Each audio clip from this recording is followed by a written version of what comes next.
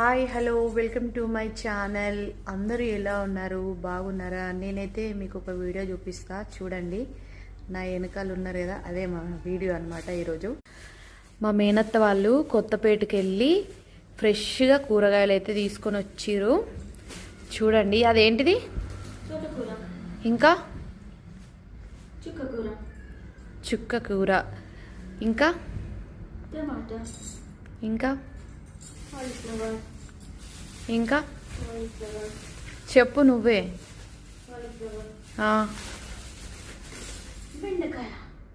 Okay, బెండకాయ, కందికాయ, నిమ్మకాయ, పచ్చిమిర్చి, దోసకాయ కాదు, అది సోరకాయ, చిక్కుడుకాయ, పల్లికాయ, క్యారెట్, అవన్నీ జామకాయలు. ఇప్పుడు ఆ కూరనంతా ఇట్లా మంచిగా ఓపెన్ చేసి అంతా చించి పెడుతుంది అనమాట, నాకు పని లేకుండా. నిమ్మకాయలు కూడా, ఇంకా ఇక్కడ మాకు కొత్తపేటలో బాగున్నాయా కూరగాయలు? మీ బెల్లంపల్లిలో బాగుంటాయా? బెర్రీస్ కాదు, వాటిని ఏమంటారు? రేగిపళ్ళని ఏమంటారు? సరే, గూగుల్లో సెర్చ్ చేసి చూద్దాం. కానీ అయితే మీ బెల్లంపల్లి మంచిగా ఉంటాయా కూరగాయలు? మా చెప్పు, ఇప్పుడు చెప్పు, ఎక్కడ బాగుంటాయి? మీ దగ్గరే బాగుంటాయా? మీ దగ్గర అన్ని దొరుకుతాయి కానీ హైబ్రిడ్ దొరుకుతాయి, మా దగ్గర అన్ని దొరుకుతాయి. కాకపోతే మరి పల్లెటూర్లలో నుంచి వస్తాయి, ఫ్రెష్గా అప్పటికప్పుడే దొరుకుతాయి.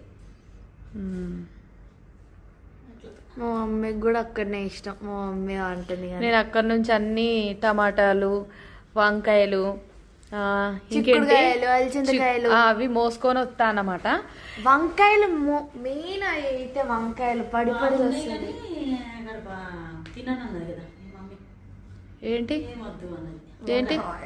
వంకాయలు ఈ ఇయర్ మొత్తం తినద్దు అనుకున్నా, నెక్స్ట్ ఇయర్ నుంచి స్టార్ట్ చేయాలి. ఇంకా 2026 అయినా వంకాయలు తింటే నొప్పులు అంట. మా దగ్గర తోటకూర ఇట్లా ఉండదు, ఇవంతా గట్టిగా కర్రల్లా ఉన్నాయి. మా దగ్గర ఈ మొత్తం కోసేసేటట్టు అంతా లేతగా ఉంటాయి, ఫ్రెష్గా ఉంటాయి. ఇవి ఇట్లా పడేయండి, వాటిని కూడా కోసుకొని తింటాం. బాగుంటాయి కదా, ఫ్రెష్ ఉంటాయి కదా, మెత్తగా ఉంటాయి. నా కోసం అని అంత మంచిగా నీట్గా తీసి పెడుతుంది.